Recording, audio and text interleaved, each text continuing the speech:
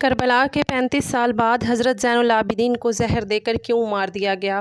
کربلا میں بچنے والے حضرت حسین کے اکلوتے بیٹے حضرت زین العابدین کو 35 سال بعد ولید بادشاہ نے قید کر کے اپنے دربار میں پیش کیا تو دھوکے سے ان کے کھانے میں زہر ملا کر انہیں دیا۔ جیسے ہی انہوں نے وہ کھانا کھایا تو خون کے بسم اللہ الرحمن الرحیم۔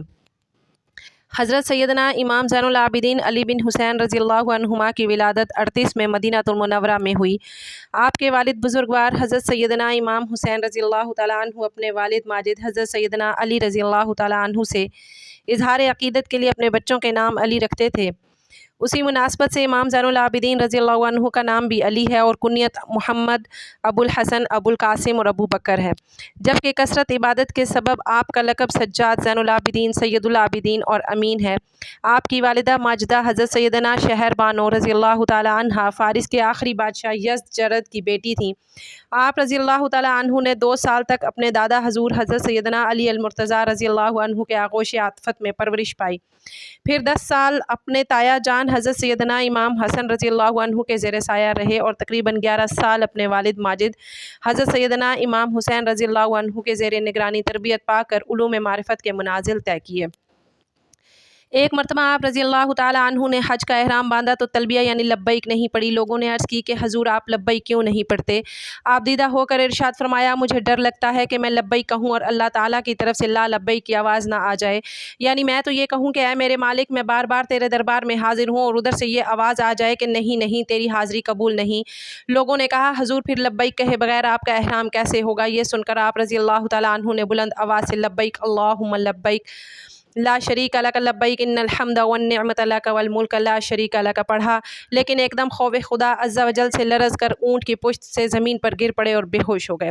جب ہوش میں آئے تو لبیک پڑھتے اور پھر بے ہوش ہو جاتے۔ اسی حالت میں آپ رضی اللہ تعالیٰ عنہ نے حج ادا فرمایا۔ خانہ خدا کعبۃ اللہ کی زیارت کے لیے فرزندان توحید کا قافلہ مکہ مکرمہ کی جانب روانہ ہوا تو پہلے رسول اللہ صلی اللہ علیہ وآلہ وسلم کی زیارت کے لیے مدینہ منورہ پہنچا۔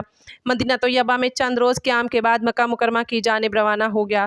راہ میں جب قافلہ ایک منزل پر روکا تو ایک آشنا شخص قافلے سے ملحق ہوا اور دوران گفتگو کیا دیکھا کہ ایک نیک اور صالح انسان لوگوں کی خدمت میں مصروف ہے، جسے وہ پہچان گیا۔ قافلے والوں سے پوچھا، جانتے ہو یہ شخص کون ہے جو تم لوگوں کی اتنی خدمت کر رہا ہے؟ تو قافلے والوں نے کہا، ہم نہیں جانتے کہ یہ شخص کون ہے، یہ شخص مدینہ منورہ سے ہم لوگوں کا شریک سفر ہو گیا۔ تو اس نے جواب دیا کہ ہاں، اگر جانتے ہوتے تو ایسی جسارت نہ کرتے۔ یہ سننا تھا کہ جواب دیا کہ حضرت زین العابدین الحسین بن علی بن ابی طالب علیہ السلام ہے۔ یہ سننا تھا کہ سب لوگ گھبرا کر امام زین العابدین علیہ السلام کی خدمت میں پہنچے اور گلہ کرتے ہوئے عرض کیا کہ آپ نے یہ کیا کیا؟ کہیں خدا نخواستہ ہم سے کوئی گستاخی ہو جاتی اور ہم گناہ کبیرہ کے مرتکب ہو جاتے۔ تو امام سجاد علیہ السلام نے فرمایا، چونکہ تم لوگ مجھے نہیں پہچانتے تھے لہٰذا میں عمداً تمہارے قافلے میں شریک ہوا، کیونکہ جو لوگ مجھے پہچانتے ہیں وہ رسول اللہ صلی اللہ علیہ وآلہ وسلم سے نسبت کے سبب ہمیں کوئی کام کرنے نہیں دیتے، جبکہ میں چاہتا ہوں کہ اپنے رفقائے سفر کی خدمت کروں۔ حضرت امام محمد باقر علیہ السلام سے روایت ہے کہ آپ علیہ السلام کے والد ماجد حضرت امام زین العابدین علیہ السلام زیارت خانہ خدا کے لیے مکہ معظمہ تشریف لے گئے۔ وہاں ایک عام گھرانے سے تعلق رکھنے والی مومنہ خاتون سے رشتہ بھیجا اور اس مومنہ سے شادی بھی کر لی۔ جب اس شادی کی خبر آپ کے ایک ساتھی کو ہوئی تو اسے بہت تعجب ہوا اور اس نے جستجو کی کہ آخر یہ خاتون کون ہے، تو پتہ چلا کہ وہ خاتون ایک ایسے گھرانے سے تعلق رکھتی ہیں جس کے پاس نہ دولت ہے اور نہ ہی شہرت ہے اور نہ ہی کوئی سماجی حیثیت۔ لہٰذا وہ امام علیہ السلام کی خدمت میں حاضر ہوا اور عرض کیا کہ فرزند رسول صلی اللہ علیہ وآلہ وسلم، یہ آپ نے کیا کیا؟ کیونکہ ایک ایسے گھرانے میں شادی کی کہ جن کے پاس نہ دولت ہے اور نہ ہی شہرت، اور لوگ بھی آپ کے اقدام سے حیرت زدہ ہیں۔ امام سجاد علیہ السلام نے فرمایا، مجھے گمان تھا کہ تم نے خیالات اور نیک سیرت انسان کو خداوند عالم نے ایسے افکار اور معیار کو باطل قرار دیا ہے، ایسے تنقید اور افکار اور نظریات کی مذمت کی ہے۔ کربلا کے دل خراش سانے کے بعد جب مختار رضوان اللہ تعالیٰ علیہ نے قیام کیا تاکہ امام حسین علیہ السلام کے قاتلوں کو واصل جہنم کر سکے، ان کے لشکر کے کمانڈر جناب ابراہیم بن مالک اشتر نے عبید اللہ بن زیاد ملعون کو گرفتار کر کے قتل کیا اور اس ملعون کا سر جناب مختار کی خدمت میں بھیج دیا، جسے جناب مختار نے مدینہ منورہ میں امام زین العابدین علیہ السلام اور جناب محمد حنفیہ رضوان اللہ تعالیٰ کے پاس بھیج دیا۔ امام زین العابدین علیہ السلام دسترخوان پر تشریف فرما تھے۔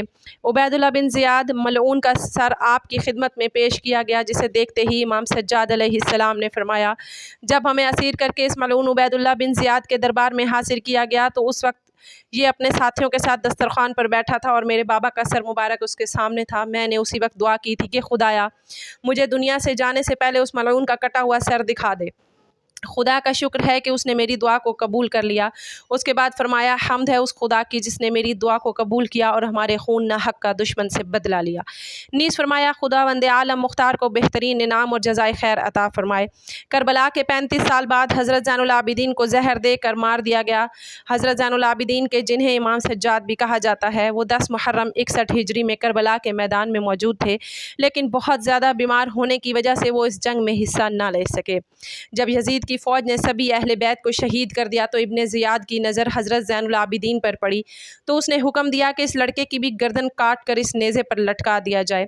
یہ سن کر شمر آگے بڑھا اور اس نے حضرت زین العابدین کو شہید کرنا چاہا، لیکن اسی وقت حضرت زینب رضی اللہ تعالیٰ عنہا آ کر اپنے اس بھتیجے پر لیٹ گئیں اور روتے ہوئے کہنے لگیں کہ ظالم ہو تم، نبی کے گھر والوں کا کتنا خون بہاؤ گے، کیا ابھی تک تمہاری پیاس نہیں بجھی ہے؟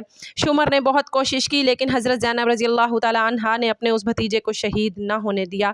آخر مجبور ہو کر ابن زیاد نے شمر کو روک لیا اور پھر سبھی کو لے کر پیدل ہی کوفہ شہر گیا۔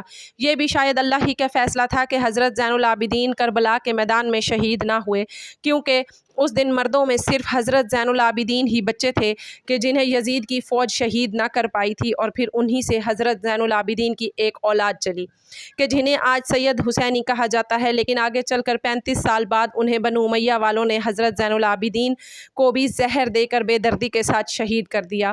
تو ناظرین، وہ واقعہ کیا ہے آئیے جانتے ہیں۔ حضرت حسین رضی اللہ تعالیٰ عنہ کے لڑکے امام زین العابدین کی پیدائش سن 38 ہجری میں ہوئی۔ آپ بچپن ہی سے بہت نیک مزاج اور اللہ کی عبادت کرنے والے انسان تھے، ہر ایک سے ہنسی خوشی ملتے اور کبھی کسی سے جھگڑا نہ کرتے۔ حضرت زین العابدین کی پیدائش کے وقت ان کے دادا حضرت علی رضی اللہ تعالیٰ عنہ موجود تھے اور اس وقت مسلمانوں کے خلیفہ اور بادشاہ تھے۔ حضرت زین العابدین کی پیدائش کو ابھی کچھ ہی دن گزرے تھے کہ اچانک ان کی امی بہت زیادہ بیمار پڑ گئیں۔ والد حضرت حسین رضی اللہ تعالیٰ عنہ نے ہر طرف سے دوا علاج کروایا لیکن وہ ٹھیک نہ ہو سکیں اور کچھ ہی دنوں بعد ان کی وفات ہو گئی۔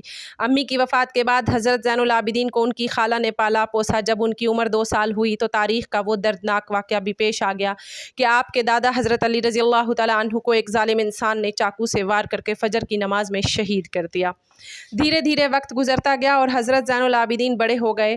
آپ بہت زیادہ نیک تھے۔ جب بھی نماز کا وقت ہوتا اور آپ وضو کرنے کے لیے پانی لے کر بیٹھتے تو چہرے کا رنگ بدل جاتا، جسم کانپنے لگتا۔ ایک دن گھر والوں میں سے کسی نے پوچھ ہی لیا کہ آپ کی نماز پڑھنے سے پہلے یہ حالت کیوں ہو جاتی ہے؟ تو حضرت زین العابدین نے جواب دیا کہ اللہ کے سامنے کھڑے ہوتے ہوئے مجھے خوف محسوس ہوتا ہے کہ اس سے میرے چہرے کا رنگ بدل جاتا ہے۔ وہ بھی نماز کی نیت باندھ دیتے ہیں تو اکثر 2 رکعت میں صبح ہو جاتی، ساری رات قرآن کی آیتیں پڑھ پڑھ کر روتے رہتے۔ حضرت زین العابدین اتنے زیادہ سجدے کرتے تھے کہ آپ کا نام ہی سجدہ کرنے والا انسان رکھا گیا۔ ایک بار بازار میں کسی جاہل انسان نے حضرت زین العابدین کو برا بھلا کہنا شروع کر دیا، لیکن آپ نے اس انسان پر کوئی دھیان نہیں دیا بلکہ خاموش ہو کر وہاں سے جانے لگے۔ تو وہ انسان غصے میں کہنے لگا کہ اے سجاد بن حسین، میں آپ کو برا بھلا کہہ رہا ہوں اور آپ مجھے کوئی جواب کیوں نہیں دیتے؟ تو حضرت زین العابدین نے کہا کہ میرے نانا پر جو کتاب نازل ہوئی ہے اس میں لکھا ہے کہ جب بھی تم سے کوئی جاہل بحث کرے تو تم اسے نظر انداز کر کے نکل جاؤ۔ ناظرین، حضرت زین العابدین کی شادی 57 ہجری میں انہی کے چچا حضرت حسن کی لڑکی حضرت فاطمہ رضی اللہ تعالیٰ عنہا سے ہوئی۔ آگے چل کر آپ کے 11 لڑکے اور 4 لڑکیاں پیدا ہوئیں اور آپ کے لڑکوں میں سب سے مشہور حضرت باقر اور حضرت زید شہید ہیں۔ 10 محرم 61 ہجری میں حضرت زین العابدین اپنے والد حضرت حسین کے ساتھ کربلا کے میدان میں گئے تھے، لیکن اس دن وہ اتنے زیادہ بیمار تھے کہ پورا دن بے ہوشی کی حالت رہی، اس لیے وہ اس جنگ میں شریک نہ ہو سکے۔ لیکن ابن زیاد نے حضرت زین العابدین کو قیدی بنا کر انہیں یزید کے سامنے دمشق میں پیش کیا۔ کچھ روایتوں کے مطابق یزید نے کربلا کے واقعے کے بعد اہل بیت کی سبھی عورتوں کو مدینہ واپس بھیج دیا، لیکن حضرت زین العابدین کو 1 سال کے لیے جیل میں قید کر لیا۔ 1 سال بعد جب حضرت زین العابدین رضی اللہ تعالیٰ عنہ ظالم یزید کی جیل سے چھوٹ کر اپنے شہر مدینہ آئے تو وہ اکثر رویا کرتے تھے۔ کسی نے آپ سے پوچھا کہ آپ اتنا زیادہ روتے کیوں ہیں؟ تو حضرت زین العابدین رضی اللہ تعالیٰ عنہ نے جواب دیا کہ اے انسان، حضرت یعقوب علیہ السلام کا بیٹا یوسف ان سے جدا ہو گیا تھا، بعد میں مل بھی گیا تھا، لیکن پھر بھی حضرت یعقوب علیہ السلام اتنا زیادہ روئے کہ ان کی آنکھوں کی روشنی چلی گئی۔ تو مجھے رونا کیوں نہ آئے جب حضرت زین العابدین سے پوچھا جاتا کہ آپ کو ساری زندگی میں سب سے زیادہ تکلیف کس دن ہوئی؟ تو آپ جواب دیتے کہ یزید کے محل دمشق میں حضرت زین العابدین کے دل پر سب سے بڑا صدمہ یہ لگا تھا کہ یزید نے نبی کے گھر کی بیٹیوں کا دوپٹہ ہٹا کر انہیں بے پردہ بازاروں میں لا کھڑا کیا تھا۔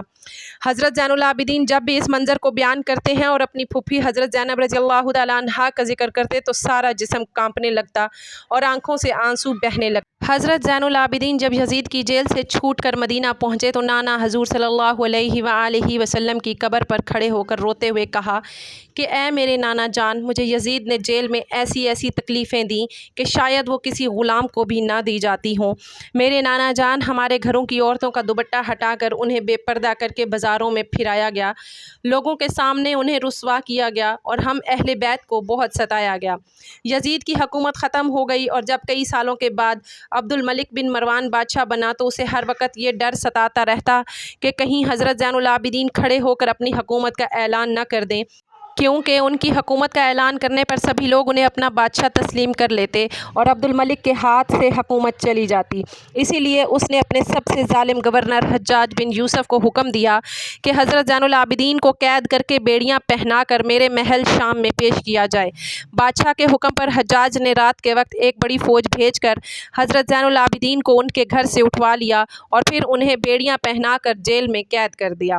لیکن انہی دنوں کسی نے بادشاہ عبد الملک کو سمجھایا کہ آپ یہ گناہ نہ کریں، کیونکہ آج تک بنو امیہ کے جن جن بادشاہوں نے اہل بیت کے لوگوں کو ستایا ہے تو ان کی حکومت کا خاتمہ بہت جلد ہو گیا ہے، اور حضرت زین العابدین کو حکومت سے کوئی تعلق نہیں ہے، وہ تو بس ہر وقت نماز روزے میں لگے رہتے ہیں، انہیں عبادت کے علاوہ کسی سے سروکار نہیں، اسی لیے انہیں ان کی حالت پر چھوڑ دو۔ کچھ بڑے لوگوں کے سمجھانے پر عبد الملک کو بھی یہ بات سمجھ میں آئی اور اس نے فوراً حجاج بن یوسف کے پاس ایک خط لکھ کر پیغام بھیجا کہ حضرت زین العابدین کو رہا کر دو اور انہیں عزت کے ساتھ ان کے گھر پہنچا دو، کیونکہ ہمیں ان سے کوئی خطرہ نہیں ہے۔ اس کے بعد عبد الملک کے زمانے میں حضرت زین العابدین کو کسی طرح کی بھی تکلیف نہ دی گئی، لیکن جب عبد الملک کی موت ہوئی اور پھر ان کا لڑکا ولید حکومت کا بادشاہ بنا تو اس نے سب سے پہلے کام یہ کیا کہ حضرت زین العابدین کو زہر دے کر شہید کروا دیا، کیونکہ اسے ڈر تھا کہ کہیں حضرت زین العابدین اٹھ کر اپنی حکومت کا اعلان نہ کر دیں۔ کربلا کے واقعے کے پورے 35 سالوں بعد 25 محرم سن 95 ہجری میں حضرت حسین کے اس لڑکے حضرت زین العابدین کو بھی زہر دے کر شہید کر دیا گیا اور ان کی تجہیز و تکفین انہی کے لڑکے حضرت باقر نے فرمائی۔ حضرت زین العابدین کی قبر جنت البقیع میں حضرت فاطمہ رضی اللہ تعالیٰ عنہا کی قبر کے پاس ہی بنائی گئی۔ آپ کی وفات کے بعد آپ کا ایک خاص اونٹ آپ کی قبر کے پاس آ کر بیٹھ گیا اور برابر روتا رہا، یہاں تک کہ 3 دنوں بعد اس اونٹ کی بھی وفات ہو گئی۔ اللہ تعالیٰ ہمیں بھی ان نیک لوگوں کے نقش قدم پر چلنے کی توفیق عطا فرمائے اور ہمارا خاتمہ ایمان پر فرمائے، آمین۔ ناظرین، کمنٹ باکس میں اللہ تعالیٰ کے ناموں میں سے ایک نام ضرور ٹائپ کریں۔